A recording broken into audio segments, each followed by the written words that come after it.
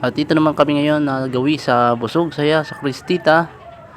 Titikman namin ang pagkain dito. Ito isang restaurant pero tago ito sa ito makikita din sa Barangay Pagbilao, Bayan ng Pagbilao, dito sa may bypass na may crossing. Tapos dito naman kami nagawi at dito naman kami kakain ngayon sa Cristita. Tingnan natin kung gaano kasarap ang titikman ang gaano kasarap dito ang pagkain sa Cristita.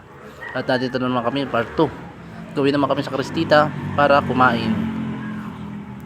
Ayan, makikita ninyo yung bungod pa lang ng kanilang restaurant. Maganda na. Ayan, makikita mo Cristita. Oy, makinang-kinang kapag ka Cristita. Oh, tara. Go. Pasok tayo sa Cristita. At yan ang mga mag-reserve sa atin. Tapos pumasok na ako sa loob. Yan, makikita natin dito yung mga places nila. Magaganda.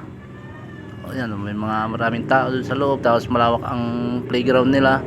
Madaming iba't ibang may puso pa doon sa gitna. Tapos yan, makikita mo yung isa pang entrance na Nartas Cristita. Tapos yun, yung waiter na mag-serve para sa pagkain ng mga menu. Let's go. Dito naman tayo sa bungad, sa isang bungad. Tara, pasok tayo sa loob. Makikita naman nyo, mas maganda sa gabing tingnan, maraming ilaw. Yan, ito yung place nila. Maganda. Tapos nakaka-overwhelmed naman. Tapos muntik pa nga ako ditong maligaw sa lawak ng venue nila. Maganda, makakalampas pa nga ata ako doon sa mismong kakainan namin nung kagabi. Yan. Tapos yan, makikita nyo ang daming kubo nila.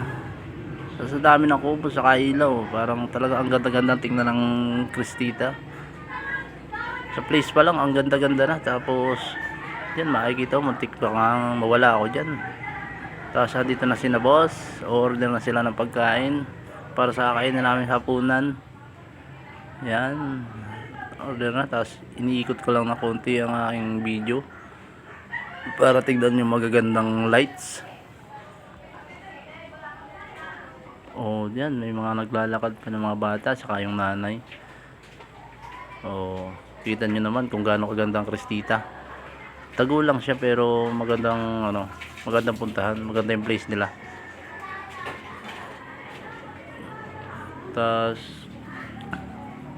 dumi pa si Boy, nakadipa sa Cristita. Cristita pa rin, Cristita lang malakas. Tapos ganda naman ang ground nila. May mga naghahabol ng bata. Tapos na makikita mo sina boss. Yan, Cristita. Tapos yun, tingnan mo kung gaano kaganda ang places nila. Tapos makikita mo lang Cristita nga ito.